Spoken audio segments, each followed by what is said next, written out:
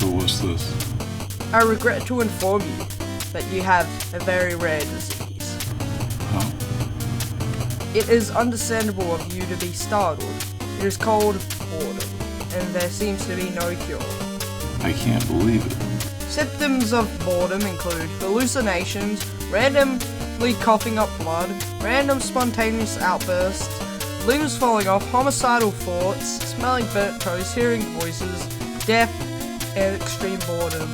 I am very sorry this has happened to you. Anyways, your bill is $750,000.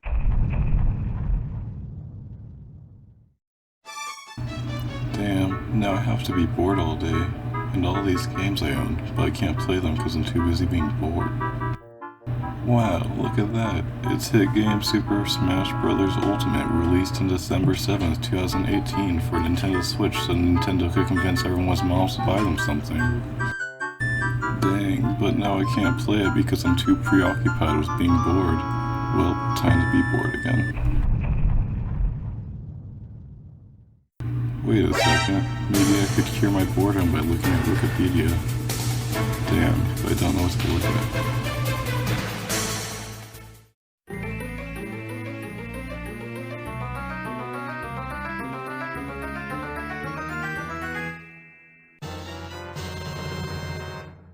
Huh, I know what I can do. I could go through all the Smash Bros. Roster and learn about the origins of their series. Well, only one place to start. Super Mario is back. He's blasting worlds where no one has ever been.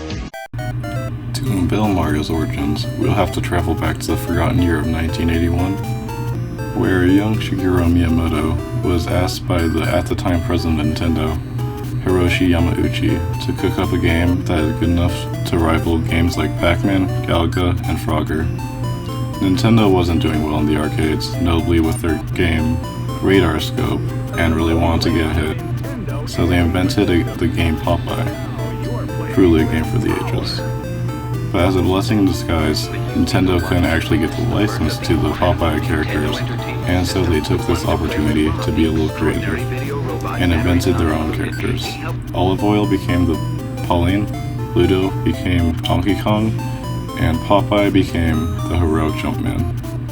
The story of Donkey Kong depicts Donkey Kong abducting Mario's girlfriend as he goes to save him by climbing a tower of iron pipes. And if you are confused on why I said iron pipes, it's because Mario was originally not a plumber, but instead a carpenter. Then in 1982, Nintendo started their infamous legacy of retcons as they stated in Donkey Kong Jr. that his name was actually Mario, and again in Mario Bros. When they stated that they're Italian plumbers. And while Donkey Kong may have invented Mario as a character, Super Mario Bros. Released in 1985 is what, in my opinion, made Mario the freakiest today, introducing fundamental concepts like mushrooms making you grow, fire flowers turning you into Scorpion from Mortal Kombat, and replacing New York with the Mushroom Kingdom, Donkey Kong with King Koopa, and Pauline with Princess Toadstool. Now that I consider it, Mario has some weird-ass concepts. And after Super Mario Bros. Released, Mario, as the franchise, became a gaming powerhouse, defining many genres to come, becoming the mascot for gaming as a whole, and becoming a factor in saving the home console after the video game crash of 1983. That's not even getting into the spin-offs, the 3D games, the RPGs. Like, if I were to tell you everything about Mario, I could make like a whole series of like 1 hour episodes, still like not even cover everything. Mario is truly a massive franchise.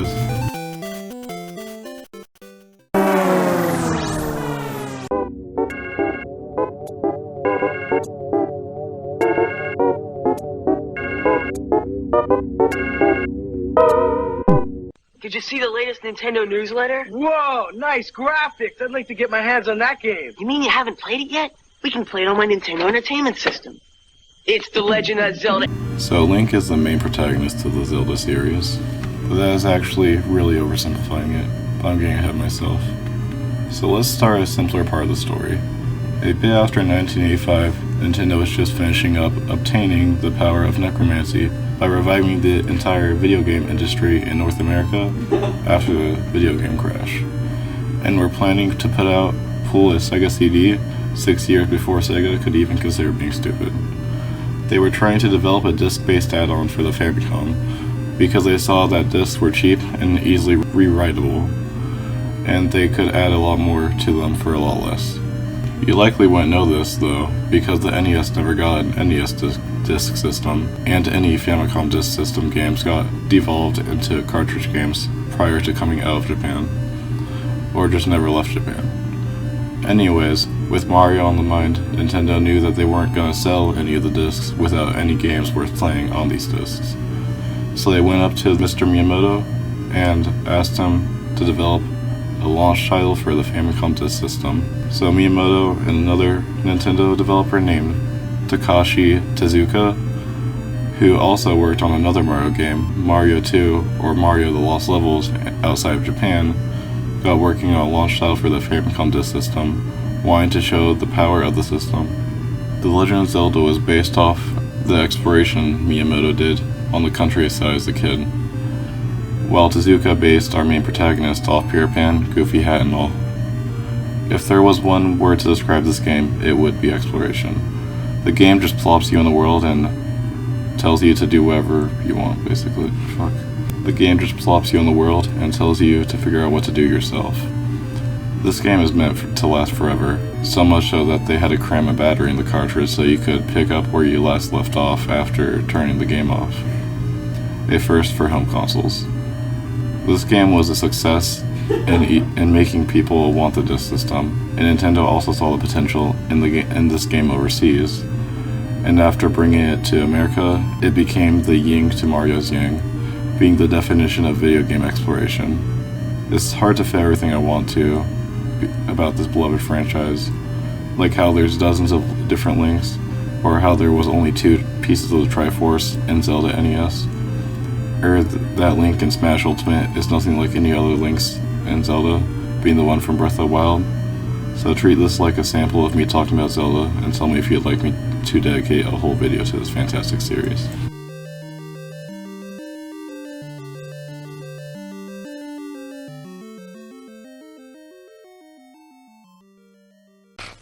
Be afraid. Be very afraid. One life-sucking Metroid. Samus follows surprisingly familiar steps to Link in both their inceptions. Samus is a bounty hunter sent to the planet Zebes to eradicate the alien species of Metroids. The game was being developed by the, at the time, Nintendo veteran Gunpei Yokoi, and had Yoshio Sakamoto as the director role. Gunpei Yokoi was the man that made Nintendo who they are today, developing very iconic toys like the Ultra Hand and Beam Gun, and was inspired to create Nintendo's whole handheld industry because of some guy playing with a calculator. This game was developed for the Famicom disc system. It was trying to be a mesh of Mario's platforming and Zelda's exploration and item collecting, trying to capture a very ambient and isolated atmosphere, taking heavy inspiration from Alien. It was also one of the first games to make the main guy not be a guy. Legends say that one day the developers thought it'd be neat, and I'd have to agree. Metroid's history has been very shaky throughout the years, having the first game be an NES game, the second one be a Game Boy game, so weirdly enough, and the third one being a Super Famicom game / SNES, and then just kinda stop existing for a while, not appearing on the N64. But then weirdly enough, after the games Prime being the new console games, taking heavy inspiration and directly competing with the series Halo.